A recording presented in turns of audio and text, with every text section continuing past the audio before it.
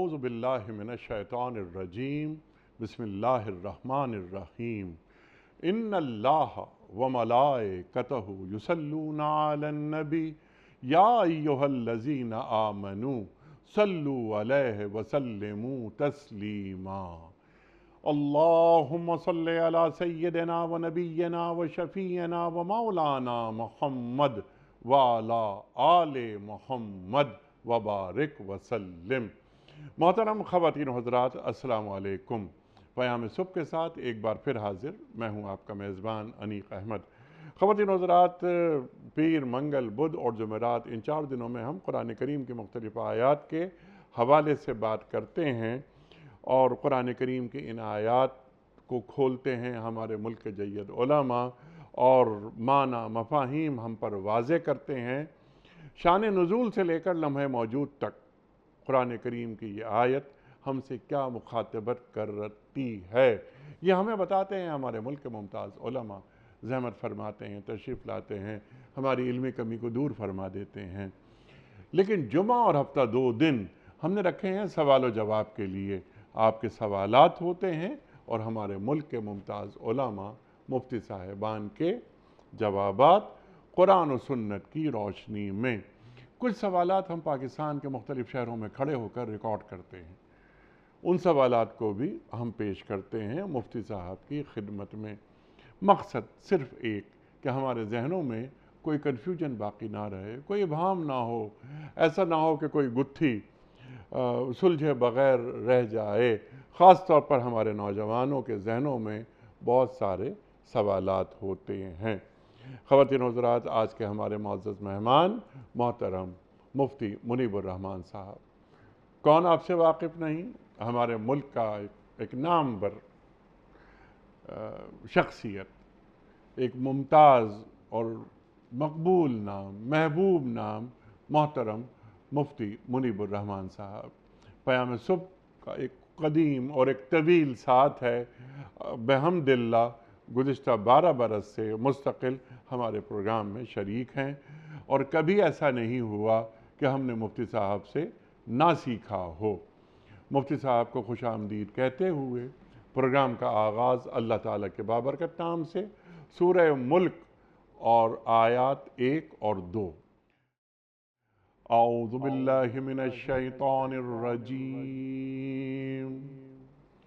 بسم اللہ الرحمن الرحیم۔ تبارک الذی بیدہ الملک وہو علی کل شیء قدیر، الذی خلق الموت والحیاة لیبلوکم ایکم احسن عملا وہو العزیز الغفور۔ صدق اللہ العظیم۔ نہایت بزرگ و برتر ہے وہ جس کے ہاتھ میں کائنات کی سلطنت ہے، اور وہ ہر چیز پر قدرت رکھتا ہے، جس نے موت اور زندگی کو ایجاد کیا تاکہ تم لوگوں کو آزما کر دیکھے تم میں سے کون بہتر عمل کرنے والا ہے، اور وہ زبردست بھی ہے اور درگزر فرمانے والا بھی۔ محترم مفتی منیب الرحمان صاحب کی خدمت میں آج کے پروگرام کے حوالے سے پہلا سوال، بڑا اچھا سوال آیا ہے لاہور سے عبداللہ صاحب کا۔ مفتی صاحب، یہ الحاد اور کفر میں کیا فرق ہے؟ بسم اللہ الرحمن الرحیم، حامدا للہ عز وجل سبحانہ وتعالی ومصلیا ومسلما علی رسول اللہ وعلی آلہ الکرام وصحبہ العظام اجمعین۔ انیق احمد صاحب، اپنی اصل کے اعتبار سے جی تو الحاد بھی کفر ہے، اللہ کا انکار ہے، کفر بھی کفر ہے، لیکن ان میں معنوی فرق ضرور ہے جی ہاں، کہ الحاد کہتے ہیں، اس کو انگریزی میں ایتھیسٹ کہتے ہیں، جی ہاں، کہ جو اللہ تعالیٰ کی ہستی پر ایمان ہی نہ رکھتا ہو، ٹھیک، جو یہ نہ مانتا ہو کہ اس پورے کارخانہ قدرت کا کوئی پیدا کرنے والا بھی ہے، کوئی اس کو چلانے والا بھی ہے، اور اسی کے نظم و ضبط اور اسی کے کنٹرول میں یہ ساری کائنات کا نظام چل رہا ہے۔ ان کو دہری بھی کہتے ہیں اور کفر کہتے ہیں ضروریات دین میں سے کسی ایک کا بھی انکار کرنا، ٹھیک، خواہ وہ اللہ کی ہستی کا انکار کرے، رسالت کا انکار کرے، قرآن کا انکار کرے، یا مثلا نماز کی فرضیت کا انکار کرے، روزے کی فرضیت کا انکار کرے، زکوٰۃ اور حج کی فرضیت کا انکار کرے، یا جن چیزوں کو اللہ نے حرام قطعی قرار دیا ہے جی، اس میں اللہ کے حکم کو نہ مانے، تو یہ کافر کہلاتا ہے۔ مومن ہونے کے لیے اور مسلم ہونے کے لیے تو تمام ضروریات دین پر ایمان لانا ضروری ہے، لہذا اگر وہ ضروریات دین میں سے کسی ایک چیز کا بھی انکار کر دے گا تو پھر وہ دائرہ اسلام سے خارج ہو جائے گا۔ ٹھیک، یعنی یہ نہیں ہے کہ جب تک سب کا انکار نہ کرے تو کافر نہیں ہوگا، ایسا نہیں، بلکہ مسلمات و ضروریات دین میں سے کسی ایک چیز کا بھی انکار کرے گا تو وہ کافر ہو جائے گا، دائرہ اسلام سے خارج ہو جائے گا۔ مثلا وہ کہتا ہے میں اللہ کو بھی مانتا ہوں، رسول کو بھی مانتا ہوں، کتاب کو بھی مانتا ہوں، لیکن رسول کو خاتم النبیین نہیں مانتا، تو یہ بھی کفر ہے۔ علی ھذا القیاس، یہ تو اس لیے جوہری اعتبار سے یہ فرق ہے کہ جو ملحد ہے، ایتھیسٹ ہے، وہ اللہ تعالیٰ کی ہستی اور اس کے وجود کا سرے سے منکر ہے، ٹھیک، اور کافر وہ ہے کہ جو تمام ضروریات دین کا انکار کرے یا کسی ایک کا انکار کرے تو وہ دائرہ اسلام سے خارج ہو جائے گا۔ ٹھیک، کلیئر ہو گئی بات۔ عبد المجید چانڈیو صاحب ہیں دادو سے، سوال ان کا یہ ہے کہ کیا ہم اپنے فوت شدہ بزرگوں یا قرابت داروں کی طرف سے صدقہ فطر ادا کر سکتے ہیں؟ وفات شدہ جو ہمارے قرابت دار ہیں، رشتہ دار ہیں، اقارب ہیں یا خاندان کے بزرگ ہیں، ان کی طرف سے زکوٰۃ یا فطرہ یا کفارہ یا فدیہ یا نذر، ان کو صدقات واجبہ کہتے ہیں کہ جن کو شریعت نے فرض اور واجب قرار دیا ہے۔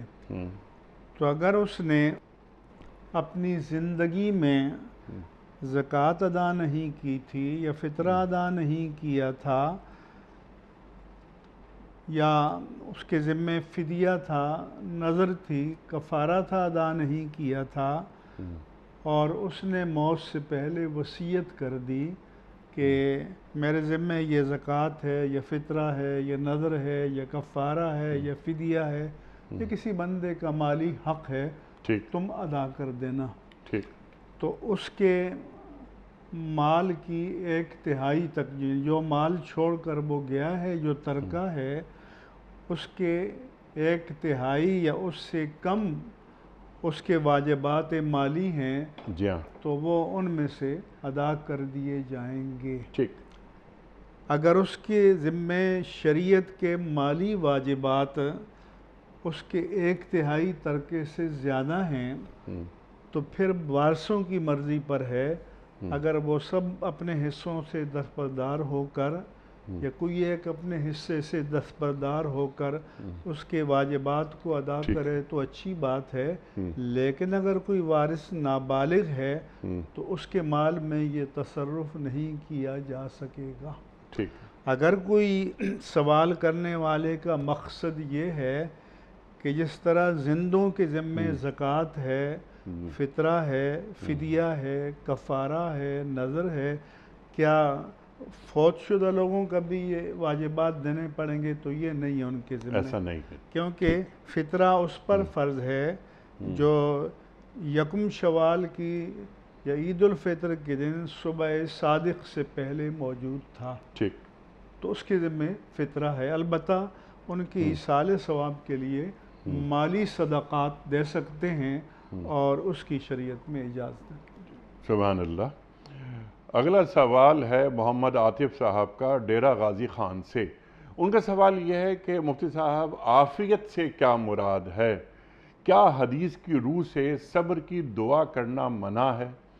اگر صبر کی دعا کرنا پسندیدہ نہیں ہے تو قرآن کریم میں جو یہ دعا تعلیم فرمائی گئی ہے، ربنا افرغ علینا صبرا وثبت اقدامنا، ربنا افرغ علینا صبرا وتوفنا مسلمین، تو اسے کس پر محمول کریں گے؟ ارشاد۔ انیق بن صاحب، یہ پہلے تو یہ سمجھ لیں کہ ایک شریعت میں رخصت ہے اور ایک عزیمت ہے۔ عزیمت یہ ہے کہ مشکلات کا ثابت قدمی سے مقابلہ کرنا، اگر کوئی مصیبت یا مشکل آ جائے تو جزع و فضا نہ کرنا، آہ و بکا نہ کرنا، اللہ کی ذات سے گلے اور شکوے نہ کرنا، اسے صبر کہتے ہیں، کیونکہ صبر کے معنی ہیں حبس النفس، یعنی اپنے نفس کے تقاضوں پر قابو پانا اور ان کو شریعت کی لگام دینا اور شریعت کی حدود میں روکے رکھنا، یہ اسلام میں پسندیدہ صفت ہے۔ ان اللہ یحب الصابرین، بے شک اللہ تعالیٰ صبر کرنے والوں سے محبت فرماتا ہے، پسند فرماتا ہے۔ یہ فرمایا کہ یا ایھا الذین آمنوا استعینوا بالصبر والصلاۃ، کہ اے مومنو صبر اور صلاۃ کو اللہ تعالیٰ کی نصرت اور مدد کے حصول کا ذریعہ بناؤ۔ یہ بھی اللہ نے فرمایا کہ انما یوفی الصابرون اجرہم بغیر حساب، کہ جو صبر کرنے والے ہیں اللہ تعالیٰ ان کو بے حساب اجر عطا فرمائے گا۔ یہاں تک کہ اتنی پسندیدہ صفت ہے کہ حدیث پاک میں آیا کہ جب اللہ تعالیٰ کسی بندے کے لیے اپنے فضل سے کوئی اعلیٰ مقام مقدر فرما دیتا ہے اور وہ اپنے اعمال کی وجہ سے اس مقام کا مستحق نہیں ہوتا تو اسے کسی بیماری یا تکلیف میں مبتلا کر دیتا ہے اور وہ اس پر صبر کرتا ہے، تو اس کے انعام کے طور پر اللہ تعالیٰ اس کو بے حد و بے حساب اجر عطا فرماتا ہے اور اس اعلیٰ مقام کا حقدار بن جاتا ہے۔ سبحان اللہ۔ اب جو سوال کرنے والے نے سوال کیا کہ جب صبر پسندیدہ وصف ہے تو پھر حضور نے منع کیوں کیا؟ کیونکہ حدیث پاک میں آتا ہے کہ رسول اللہ صلی اللہ علیہ وآلہ وسلم سے ایک بندے نے، ایک صحابی نے عرض کیا کہ دعا مانگی آپ کے سامنے کہ اللہم انی اسألک الصبر، کہ یا اللہ میں تجھ سے صبر کا سوال کرتا ہوں۔ تو حضور نے فرمایا کہ لا تسل البلاء، مصیبت کا سوال نہ کرو۔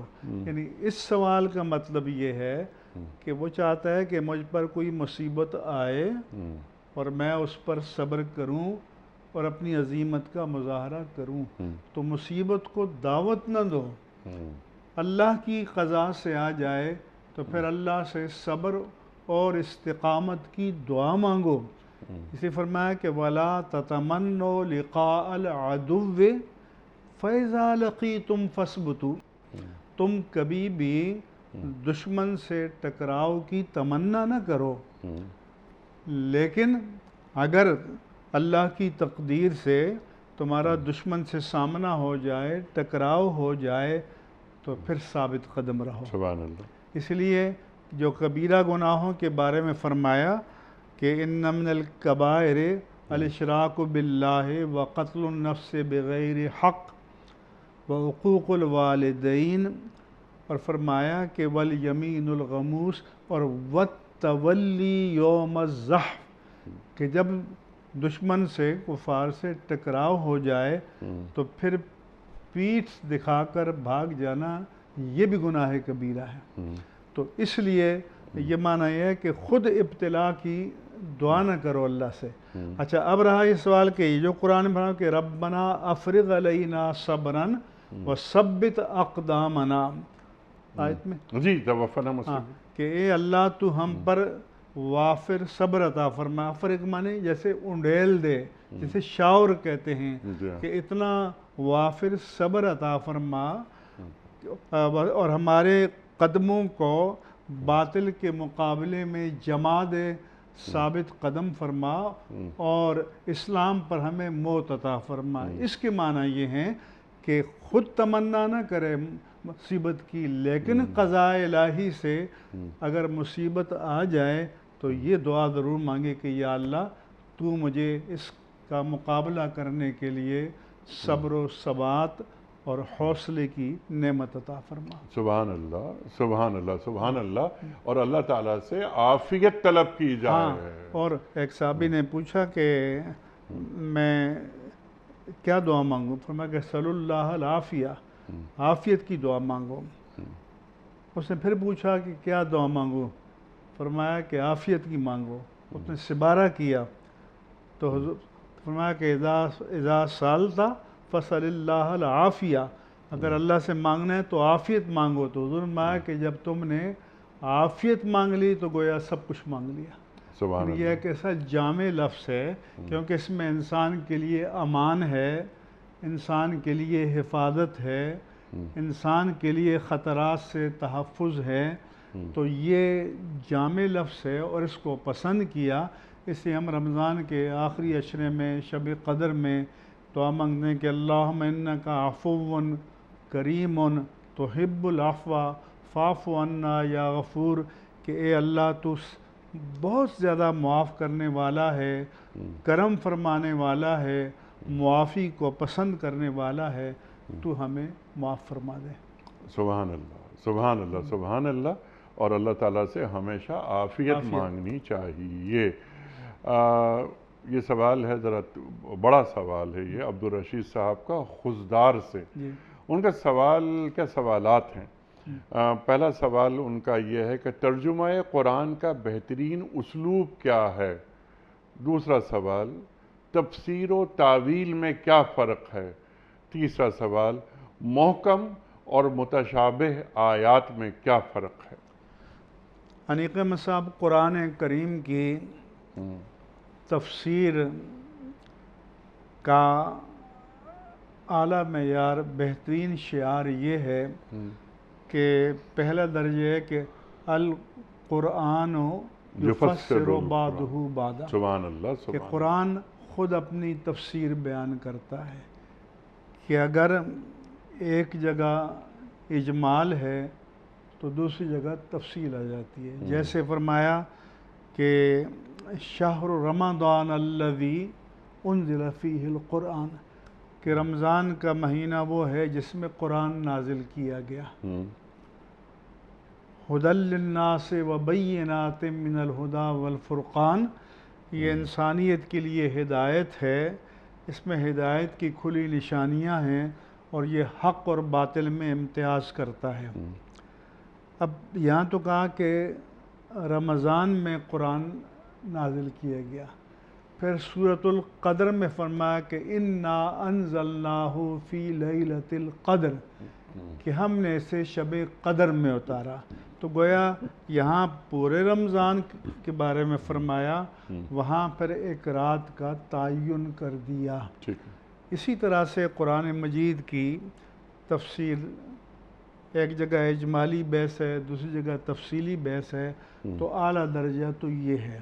ٹھیک ہے۔ اس کے بعد قرآن کی تفسیر القرآن بالحدیث ہے کہ ہم قرآن کو صاحب قرآن کے مکتب میں بیٹھ کر پڑھیں، ہم قرآن کو اس ہستی سے جانیں کہ جن پر قرآن اتارا گیا ہے، کیونکہ قرآن مجید نے فرمایا جب قرآن نازل ہو رہا تھا تو اللہ نے سورۃ القیامہ میں فرمایا کہ لا تحرک بہ لسانک لتعجل بہ، کہ پیارے حبیب اس قرآن کو جلدی یاد کرنے کے شوق میں آپ اپنی زبان کو جلدی حرکت نہ دیا کیجئے، کیونکہ جبریل امین وحی سناتے تو آپ جلدی ریپیٹ کرتے کہ یاد ہو جائے۔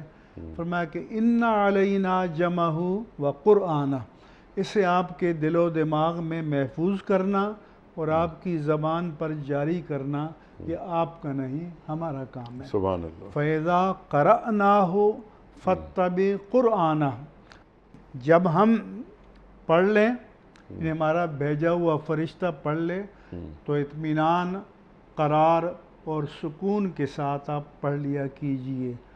ثُمَّ إِنَّ عَلَيْنَا بَيَانَهُ، پھر اس کا قرآن کا بیان بھی ہمارے ذمے ہے۔ سبحان اللہ۔ تو اگر اس قرآن کا بیان اللہ پاک نے اپنے ذمہ کرم پر لیا ہے تو پھر عام بندوں پر تو یہ بیان نازل نہیں ہوا، پھر یہ اسی پر نازل ہوا جس پر قرآن نازل ہوا۔ کہ اِنَّا أَنزَلْنَا إِلَيْكَ الْكِتَابَ لِتُبَيِّنَ لِلنَّاسِ مَا نُزِّلَ إِلَيْهِمْ، کہ بے شک ہم نے آپ کی طرف کتاب نازل کی تاکہ آپ کھول کر بیان کر دیں، وضاحت سے بیان کر دیں ان احکام کو جو ان کی طرف نازل کیے گئے۔ مثلا نماز ہے، اقیم الصلاۃ آیا، ورکعوا واسجدوا آیا، فقرؤوا ما تیسر من القرآن آیا، وقوموا للہ قانتین آیا، یعنی قیام کی بات آئی اور تلاوت کی بات آئی، رکوع کی بات آئی، سجود کی بات آئی، لیکن باقی تفصیلی مسائل نماز کے یہ قرآن نے نہیں بیان کیے۔ تو یہ امت نے کس سے سیکھا؟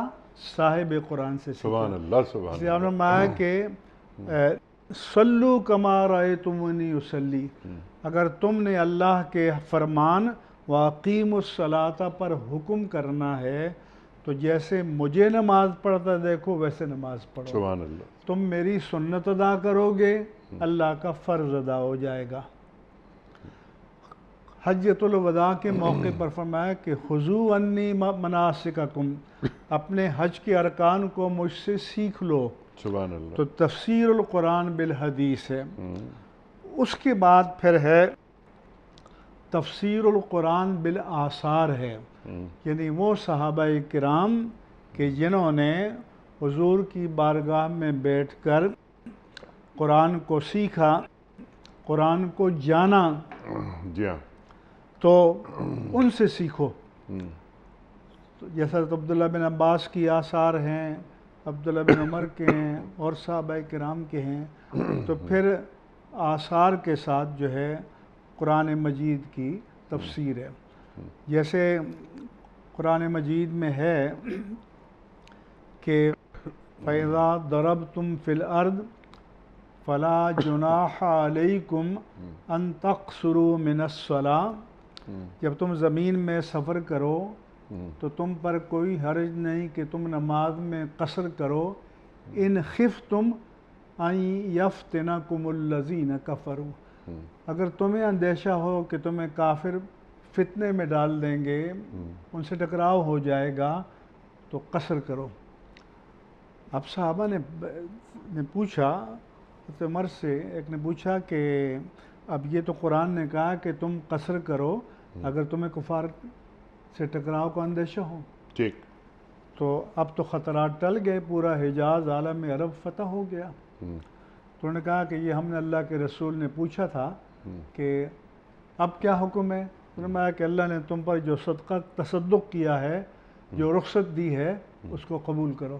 سبحان اللہ۔ یعنی اب یہ سفر کے لیے مطلق ہے، یہ شرط نہیں ہے کہ جنگ کا سفر ہے کہ دشمن کے خطرے کا سامنا ہے تو پھر قصر کرو، پھر نہیں کرو گے۔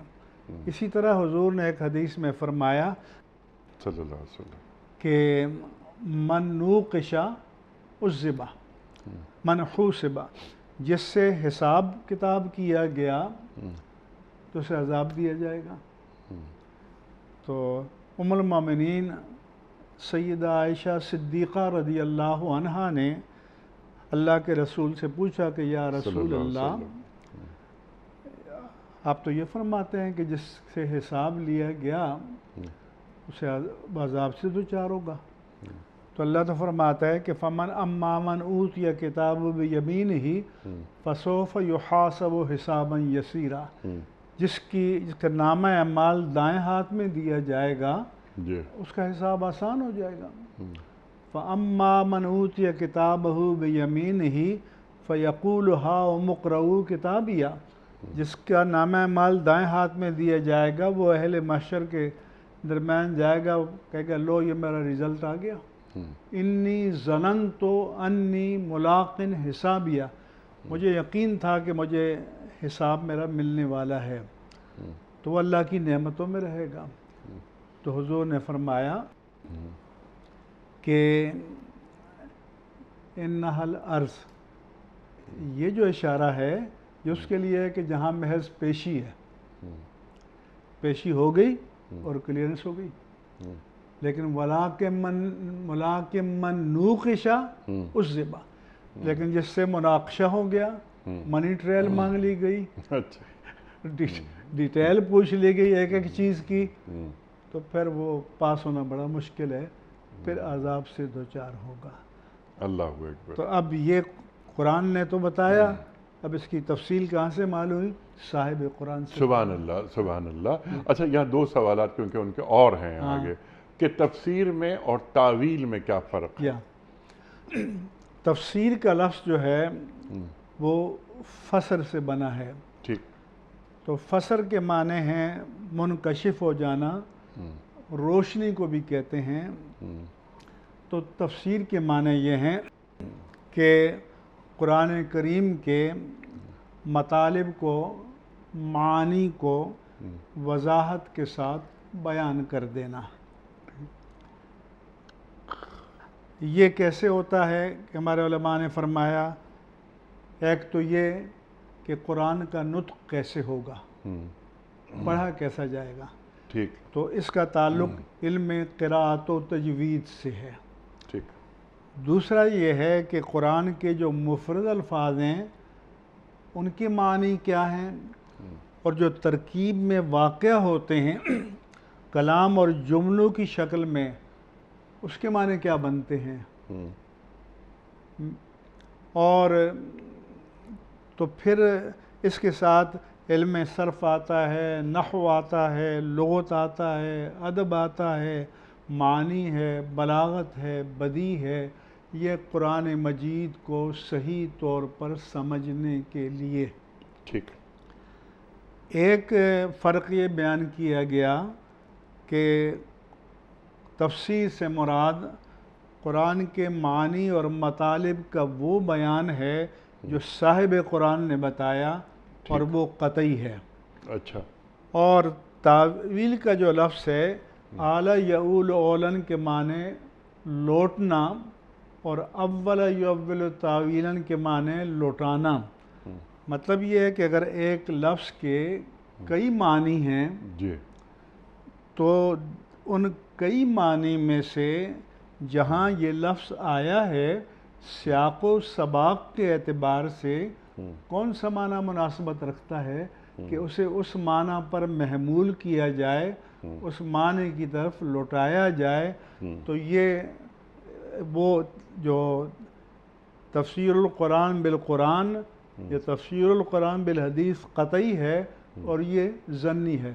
مثال کے طور پر فالمطلقات یتربصن بانفسہن ثلاثۃ قروء، ٹھیک، کہ جن کو طلاق دی جائے اور وہ حائض نہ ہوں تو جن کو حیض آتا ہو تو ان کی عدت 3 قروء ہے۔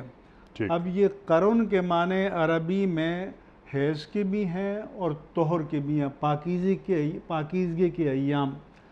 تو اس کو کچھ علماء نے حیض پر محمول کیا، کچھ نے طہر پر محمول کیا۔ ٹھیک۔ امام اعظم ابو حنیفہ نعمان بن ثابت رضی اللہ تعالیٰ عنہ نے اس کو حیض پر محمول کیا کہ پاکی کے دنوں میں طلاق دی جائے اور پھر جب 3 ماہواریاں گزر جائیں تو تیسری ماہواری کے گزرتے ہی عدت مکمل ہو جائے گی، جو ہی وہ غسل کر کے پاک ہوگی عدت اس کی ختم ہو جائے گی۔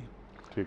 اب یہ جو معنی لیا حیض کے معنی میں، تو اس کے لیے انہوں نے ترجیحی دلائل دیے ہیں کہ مثلاً قاعدہ یہ ہے کہ تمیز اور ممیز جو ہے، اگر وہ ممیز جو ہے وہ مؤنث ہو تو تمیز جو ہے اس میں تانیث کا آتا ہے، تو ثلاثہ ہے، تو آگے قروء ہے، تو یہاں حیض مراد ہے، امام اعظم نے فرمایا۔ مثلا یہ آیت ہے کہ ہن لباس لکم وانتم لباس لہن، کہ عورتیں تمہارا لباس ہیں اور تم ان کا لباس ہو۔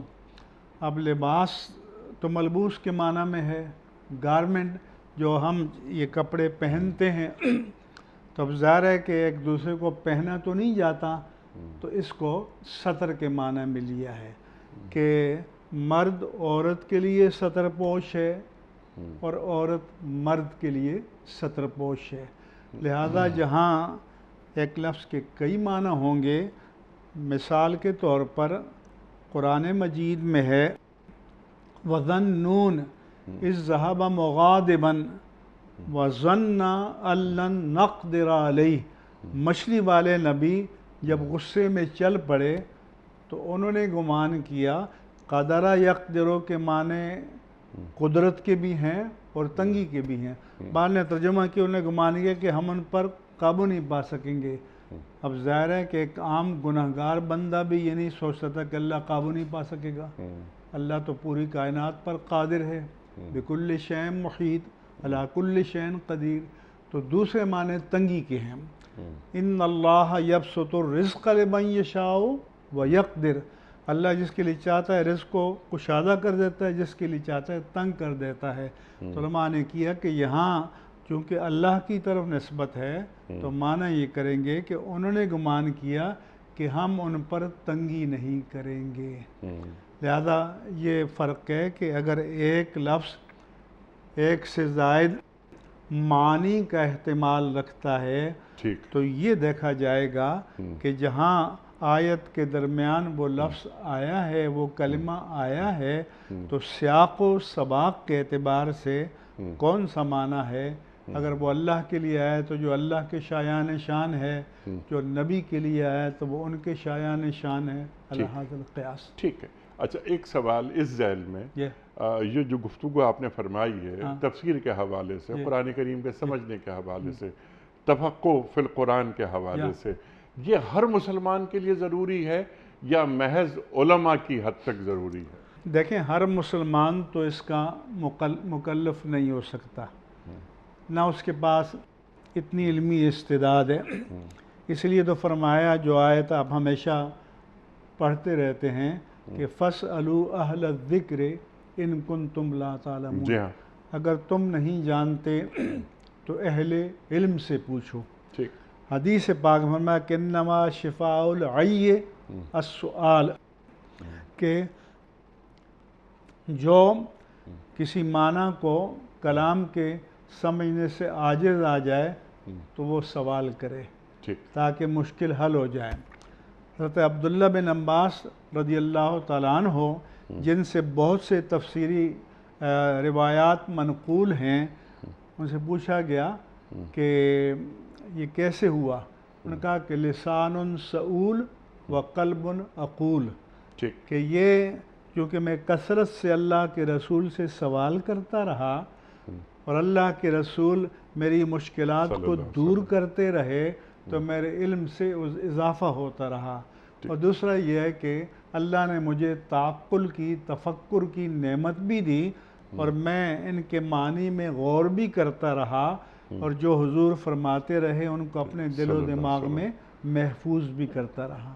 ٹھیک اس لیے ٹھیک. لیکن ایک عام آدمی یہ جو قاری قرآن ہے وہ تلاوت قرآن کریم وہ کرے اور جو ترجمہ ہے کم از کم اسے ضرور پڑھ لے اگر اس کی زبان عربی نہیں ہے. ایک بات یہ. دوسری بات یہ کہ اگر جو پیچیدگیاں ہیں، تفسیری نکات ہیں، فَاسْأَلُوا أَهْلَ الذِّكْرِ إِن كُنتُمْ لَا تَعْلَمُونَ، قرآن کریم نے بتا دیا کہ سوال کرو اہل ذکر سے اگر تم نہیں جانتے. تو وہ جائے اور وہ سیلف ٹاٹ آدمی نہ بنے، گوگل سے مدد نہ لے، وہ ایک اہل علم کی صحبت میں بیٹھے، زانو تلمس طے کرے اور پوچھے کہ اس آیت کے کیا معنی ہیں. اس لیے انیق احمد صاحب میں اکثر کہا کرتا ہوں کہ اگر صرف کتاب ہدایت کے لیے کافی ہوتی تو اللہ اس بات پر قادر تھا کہ ہر ایک کے پاس ایک کتاب آ جاتی. جی ہاں. لیکن اس کی سنت یہ رہی کہ اس نے کتاب بھی نازل کی اور صاحب کتاب بھی بھیجے. قد جاءکم من اللہ نور و کتاب مبین، تمہارے پاس اللہ کی جانب سے نور نبوت بھی آیا اور روشن کتاب بھی آئی. سبحان اللہ. اور اس اللہ کے پیارے نبی نے اپنے عمل کے ذریعے، پریکٹس کے ذریعے بتایا کہ اللہ کے احکام پر عمل کرنے کا طریقہ کیا ہے، سبحان اللہ. اس کے مفاہیم و مطالب کیا ہیں.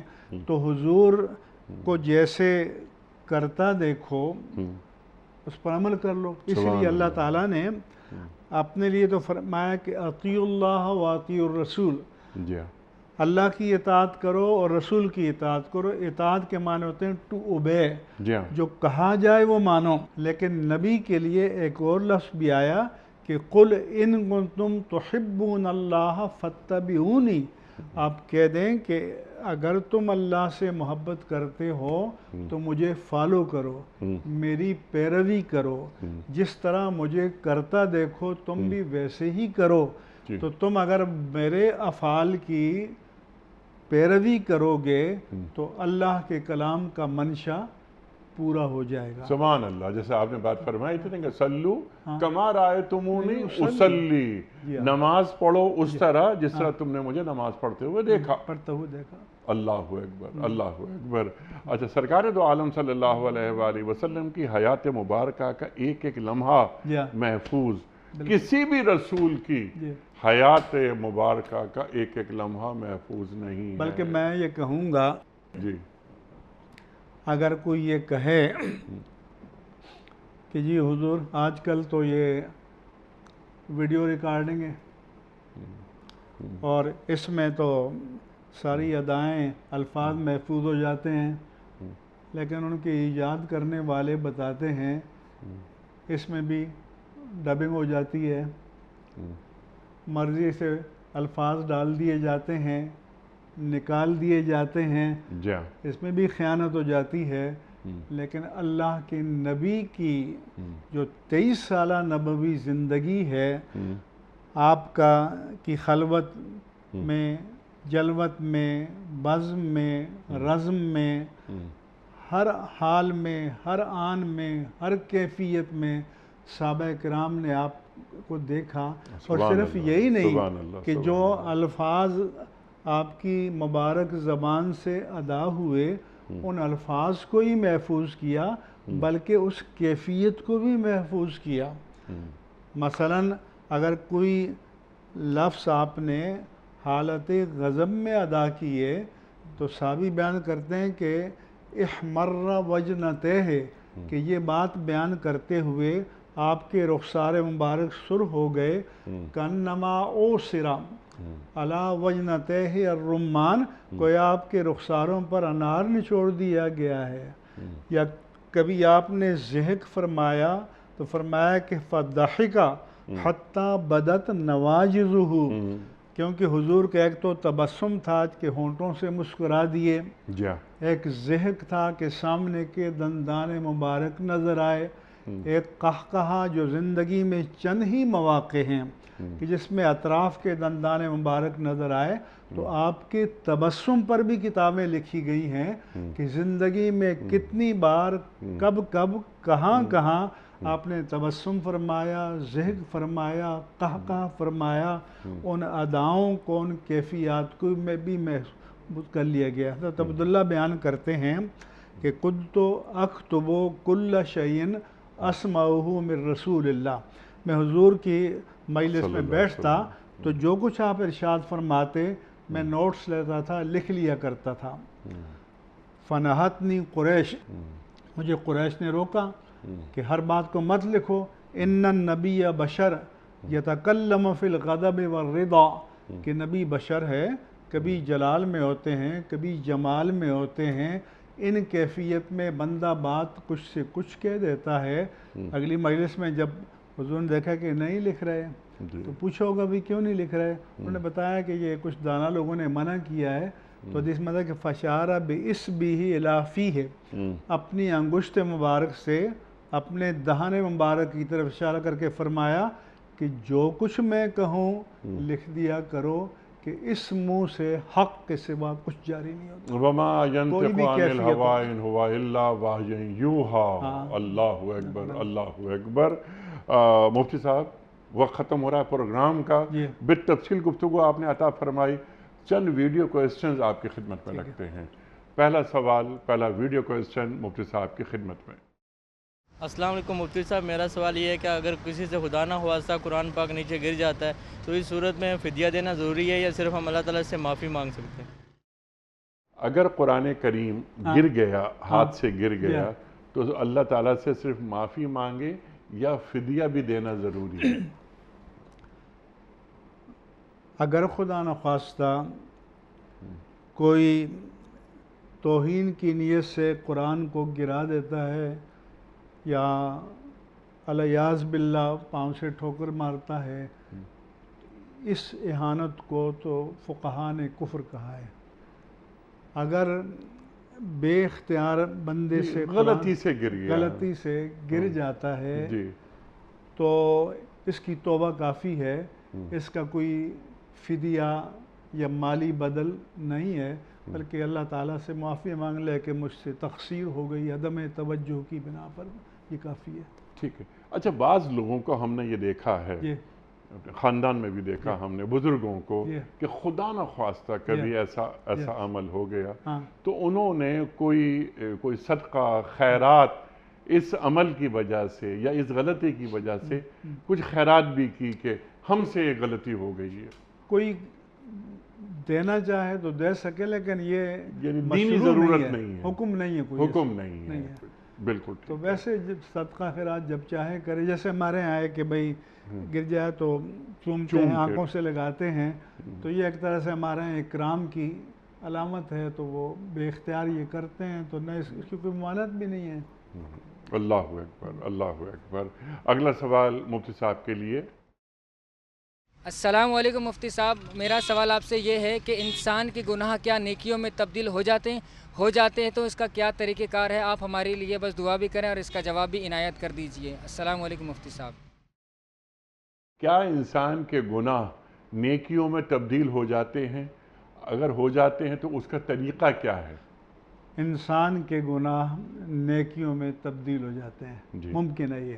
جی، قرآن فرما رہا ہے، قرآن فرما رہا ہے سورۃ الفرقان میں کہ وَالَّذِينَ لَا يَدْعُونَ مَعَ اللَّهِ إِلَٰهًا آخر، اللہ فرماتا ہے کہ میرے محبوب بندے وہ ہیں جو اللہ کے ساتھ کسی اور کو شریک نہیں ٹھہراتے، یا اللہ جس طرح بطور معبود کہ اللہ کو پکارا جائے اس طرح نہیں پکارتے، وَلَا يَقْتُلُونَ النَّفْسَ الَّتِي حَرَّمَ اللَّهُ إِلَّا بِالْحَقِّ، اور قتل ناحق بھی نہیں کرتے، وَلَا يَزْنُونَ بدکاری بھی نہیں کرتے، وَمَن يَفْعَلْ ذَلِكَ يَلْقَ أَثَامًا، اور جو یہ کرے گا وہ گناہ پائے گا، يُضَاعَفْ لَهُ الْعَذَابُ يَوْمَ الْقِيَامَةِ، قیامت میں اس کا عذاب ملٹی پلائی ہوتا رہے گا، ڈبل ٹرپل کئی گنا بڑھتا رہے گا۔ وَيَخْلُدْ فِيهِ مُهَانًا، اور اس میں رسوا ہو کر ہمیشہ مبتلا رہے گا۔ إِلَّا مَن تَابَ، مگر جو توبہ کر لے سچے دل سے اور ایمان لے آئے، اور اس کے بعد توبہ کے تقاضوں پر قائم رہتے ہوئے اعمال صالحہ کرے، فَأُولَئِكَ يُبَدِّلُ اللَّهُ سَيِّئَاتِهِمْ حَسَنَاتٍ، گناہوں کو معاف کرنا تو کم تر بات ہے، اللہ تعالیٰ اس کے گناہوں کو نیکیوں سے بدل دے گا۔ سبحان اللہ، سبحان اللہ، اس کی سبحان مزید اللہ، تفصیل سبحان ایک اللہ۔ حدیث میں ہے کہ فرمایا کہ آخر الناس دخول الجنہ، کہ آخر میں جو لوگ جنت میں داخل ہوں گے اس میں ایک ایسا شخص ہوگا جو عدالت الہیہ میں پیش ہوگا اور فرشتوں کو حکم ہوگا کہ اس کی چارج شیٹ بیان کرو، جیسے آج کل کہتے ہیں فرد جرم عائد کرنا، انڈکشن کرنا، تو اس کے چھوٹے چھوٹے گناہ بیان کیے جائیں گے، تم نے یہ کیا، یہ کیا، یہ کیا۔ وہ اقرار اور اعتراف کے بغیر تو چارہ نہیں ہوگا، لیکن وہ دل میں اعتراف بھی کرے گا، تمنا کرے گا کہ بڑے بڑے گناہ لسٹ میں نہ آئیں۔ جب اللہ فرمائے گا کہ ان کے بدلے میں سے نیکیاں دے دو، اب بندہ خود غرض ہے، سیلفش ہے، اب کہے گا یا اللہ وہ میرے بڑے بڑے گناہ تو بھی لسٹ میں آئے ہی نہیں ہیں۔ تو اس کو بیان کرتے حضور فضحک حتی بدت نواجذہ، بندے کی اس خود غرضی کی کیفیت کو بیان کرتے کہ آپ نے ضحک فرمایا یہاں تک کہ اطراف کے دندان مبارک بھی نظر آ گئے۔ تو رحمت حق بہا نمی جوید، اللہ کرم فرمائے تو وہ بڑا رحیم ہے اور بڑا کریم ہے۔ لیکن توبہ وہ نہیں ہے کہ کسی خوشگلو کو اسٹوڈیو میں بٹھا دیا یا اسٹیج پر بٹھا دیا اور پوری قوم کی توبہ ہو گئی۔ اس کی شرائط ہیں، سب سے پہلے اعتراف گناہ، فرمایا کہ ان العبد اذا اعترف ذنبہ ثم تاب تاب اللہ علیہ، جب بندہ اللہ کے حضور اپنے گناہ کا اعتراف کر لے، کنفیشن کرے، اقرار جرم کرے اور پھر توبہ کرے تو اللہ توبہ قبول فرما دیتا ہے۔ دوسرا درجہ اس پر نادم ہونا کہ الندم التوبہ، اللہ کے حضور شرمسار ہونا، یہ توبہ ہے۔ تیسرا درجہ اس پر اللہ سے معافی مانگنا۔ چوتھا درجہ اگر شریعت میں اس کی تلافی کی صورت ہے تو تلافی کرنا، جیسے ماضی کی زکوٰۃ ادا نہیں کی تو ادا کرے، نماز رہ گئی ہے تو قضا کرے، روزے رہ گئے ہیں تو قضا کرے۔ اس کے بعد اس سے عہد کرے کہ آئندہ تیری نافرمانی نہیں کروں گا۔ اور اگر کسی بندے کو نقصان پہنچایا ہے، اس کی زمین پہ قبضہ کیا ہے، اس کے مال پہ قبضہ کیا ہے تو حق اس کو تلافی لوٹائے۔ ٹھیک۔ اور آخر میں یہ کہ اس پیمان وفا پر کاربند رہنا آسان بات نہیں ہے، اللہ سے توفیق طلب کرے کہ یا اللہ تو کرم فرما اور مجھے اس پیمان وفا پر تا حیات ثابت قدم رہنے کی توفیق عطا فرما۔ سبحان اللہ۔ یہ ایک خالص اسپریچول، قلبی اور روحانی عمل ہے۔ اس لیے امام احمد رضا قادری رحمہ اللہ تعالیٰ نے فرمایا کہ لفظ توبہ نہ ضروری نہ کافی، یعنی اگر اس روحانی تجربے سے گزرا ہے تو لفظ توبہ نہیں بھی کہا تو توبہ ہو گئی، اور اگر اس روحانی تجربے سے نہیں گزرا اور لپ سروس کی طرح توبہ توبہ کہتا رہا تو وہ کافی نہیں ہے۔ اللہ اکبر، اللہ اکبر۔ آج کے پروگرام کا آخری سوال ہم آپ کی خدمت میں رکھ رہے ہیں، جناب والا۔ السلام علیکم مفتی صاحب، میرا آپ سے یہ سوال ہے کہ ہم نے نماز پڑھی اور نماز پڑھنے کے بعد ہمیں یاد آیا کہ ہمارا وضو تھا کہ نہیں، اس صورت میں ہماری نماز ادا ہوئی یا نہیں؟ جناب والا۔ اس کے لیے انیق احمد صاحب مسئلہ یہ ہے کہ الیقین لا یزول بالشک، یقین شک سے زائل نہیں ہوتا، لہذا اگر اس طرح کے خیالات آ جائیں تو اس سے ڈسٹرب نہیں ہونا چاہیے اور اپنے یقین پر یا ظن غالب پر قائم رہنا چاہیے۔ لیکن اگر شک کے درجے سے آگے بڑھ کر ظن غالب ہو گیا کہ وضو نہیں تھا تو پھر وضو کر لینا چاہیے اور وضو کر کے نماز کا اعادہ کرنا چاہیے. نماز کا اعادہ کرنا چاہیے. اور سبحان اللہ. اور یہ ہے کہ اگر کسی کو وہم کی بیماری ہے تو اسے لا حول ولا قوت الا باللہ پڑھتے رہنا چاہیے، کیونکہ ایک مرتبہ انسان اس وہم کا شکار ہو گیا تو پھر وہ بار بار توہمات میں مبتلا رہتا ہے. اس لیے اس ضابطۂ فقہیہ کو کہ الیقین لا یزول بالشک، کہ یقین شک سے زائل نہیں ہوتا، ٹھیک. اس کو بنیادی طور پر اس پر قائم رہنا چاہیے. سبحان اللہ، سبحان اللہ. اچھا، ایک سوال اس ذیل میں اور ذہن میں آ رہا ہے کہ جیسے جیسے عمر گزرتی ہے، بڑھتی ہے، بڑھاپا آتا ہے، تو ایک نسیان کا مرض آ جاتا ہے. اس میں تنہا نماز پڑھ رہا ہے، یہ رکعت تیسری ہے یا یہ چوتھی رکعت ہے، وہ ذہن سے نکل جاتا ہے، تو ایسی صورت میں کیا کرے؟ ہمارے فقہا نے فرمایا کہ اگر یہ ہوا کہ 3 پڑھی ہیں یا 4 پڑھی ہیں یا 2 پڑھی ہیں یا 3 پڑھی ہیں تو کم پر بنا کر لے. ٹھیک. اور اگر کسی کو پہلی بار ہی شک ہوا ہے تو اعادہ بھی کر لے تو کوئی بات نہیں، حرج نہیں ہے. لیکن اگر اس کو بار بار ہوتا ہے تو اگر کسی ایک طرف ظن غالب ہے، مثلا 2 پڑھی ہیں یا 3 اور اس کا ظن غالب 3 کی طرف ہے، تو پھر ظن غالب کی طرف جائے. اچھا. اور اگر دونوں جہتیں برابر ہیں تو پھر کم کی طرف جائے کہ یہ پھر 3 ہی پڑھی ہیں، ہم نے چوتھی نہیں پڑھی تو چوتھی پڑھ لے. مفتی صاحب، میں آپ کا بڑا ممنون، بڑا شکر گزار، آپ تشریف لائے. خواتین حضرات، یہ جمعہ اور ہفتہ 2 دن سوال و جواب کے لیے ہم نے رکھے ہیں. ہمارے ذہنوں میں کوئی کنفیوژن باقی نہ رہے. اہل علم تشریف لاتے ہیں اور ہمارے اور آپ کے پوچھے گئے سوالات کے شافی جوابات قرآن و سنت کی روشنی میں عطا فرما دیتے ہیں. ہمارے علماء کو اللہ سلامت رکھے.